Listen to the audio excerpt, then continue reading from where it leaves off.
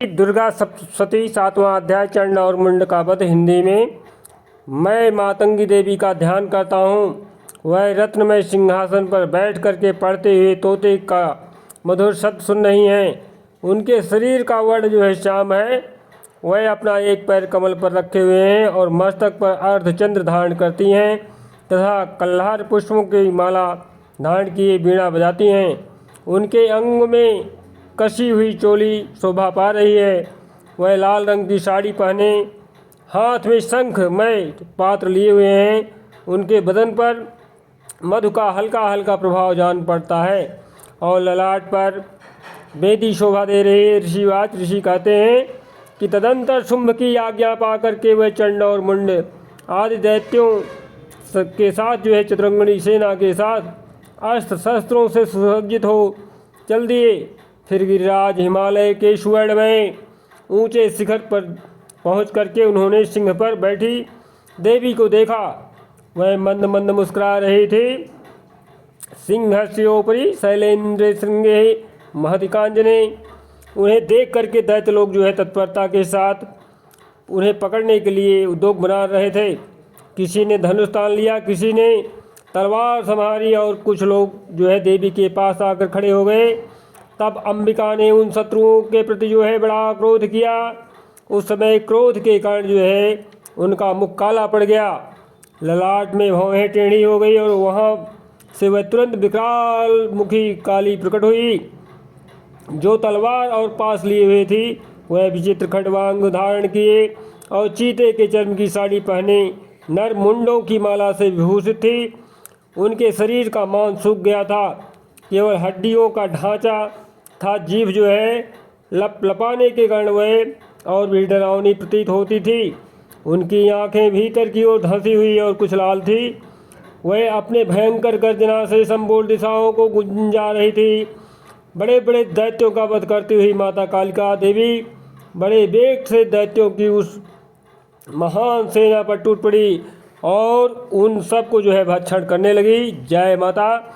इस तरह से जो है वह पार्श्व रक्षकों, अंकुशधारी महावतों, योद्धाओं और घंटा सहित कितने ही हाथियों को एक ही हाथ से पकड़कर मुंह में डाल लेती थी।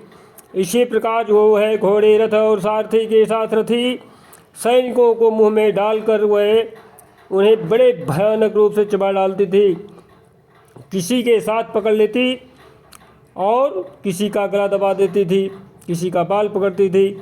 इस तरह से किसी को जो है पैरों से कुचल डालती थी और किसी को छाती से धक्के मार कर गिरा देती थी। वह असुरों के जो है बड़े बड़े और अस्त्र शस्त्र मुंह से पकड़ लेती थी और रोम से भर करके गुस्से में उनके दांतों से पीस डालती थी। काली ने बलवान एवं दुरात्मा दैत्य की वह सारी सेना रौट डाली, खा डाली और जो है कितनों को मार भगाया। कोई तलवार के घाट उतार रहे थे और कोई मांस कट कट कट कट बोल रहे थे। कोई खड़वांग से पीटे गए और कितने ही असुरों के दांतों के अग्रभाग से कुचल करके जाकर मृत्यु को प्राप्त हुए। इस तरह से देवी ने असुरों की उस सारी भयंकर सेना को क्षण भर में मार गिराया। यह देख चंड उन अत्यंत भयानक काली देवी को देख करके उनकी तरफ दौड़ा तथा महादैत्य मुंड ने भी अत्यंत भयंकर बाणों से वर्षा की तथा 1000 बार चलाए हुए चक्रों से उन भयानक नेत्रों वाली देवी को आच्छादित कर दिया। वह अनेक चक्रों के साथ देवी के मुख में समाते हुए ऐसे जान पड़ रहे थे कि मानो सूर्य के बहुतेरे बादल जो है मंडल में मंडरा रहे हैं और मंडलों में बादल के उदर में प्रवेश कर रहे हैं। तब भयंकर गर्जना करते हुए काली माता ने अत्यंत रोष में भर करके विकट अट्टहास किया। उस समय उनके विकराल बदन के भीतर कठिनता से देखे जा सकने वाले दांतों की प्रभा जो है वह अत्यंत उज्ज्वल दिखाई देती थी। देवी ने अपनी बड़ी तलवार हाथ में ले हंग का उच्चारण करके चंड पर धावा बोल दिया और उसके केस बाल पकड़कर उसी तलवार से उसका मस्तक काट डाला। सांद्रवी टीकाकरण ओम छिन्ने श्रेष्ठ दैत्येन्द्र चक्रे नादम सुभैरवम तेन तेन तैव नादेन महता त्रिशम भुवनत्रयम। इस प्रकार से जो है माता आदिशक्ति ने चंड को मार गिराया। यह देख करके मुंड भी देवी की ओर दौड़ा। तब देवी ने रोष में भर करके उसे भी अपनी तलवार से घायल करके जो है धरती पर सुला दिया। महापराक्रमी चंड और मुंड को मारा गया देख मरने से बची हुई बाकी सेना भय से व्याकुल होकर के चारों ओर भाग गई। तदंतर काली ने चंड और मुंड का मस्तक हाथ में लिया और चंडिका के पास जाकर के प्रचंड अट्टहास करते हुए कहा, देवी मैंने चंड और मुंड नामक इन दो महापशुओं को तुम्हें भेंट किया है। अब युद्ध यज्ञ में तुम शुंभ और निशुंभ का स्वयं ही वध करना।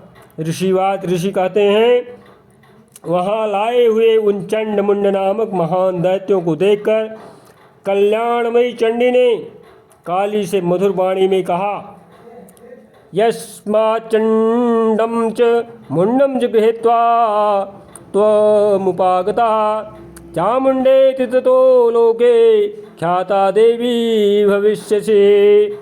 देवी तुम चंड और मुंड को लेकर के मेरे पास आई हो, इसलिए संसार में चामुंडा के नाम से तुम्हारी ख्यात होगी। जय आदिशक्ति माता की। इस तरह से जो है 7वां अध्याय पूरा हुआ। जय माता।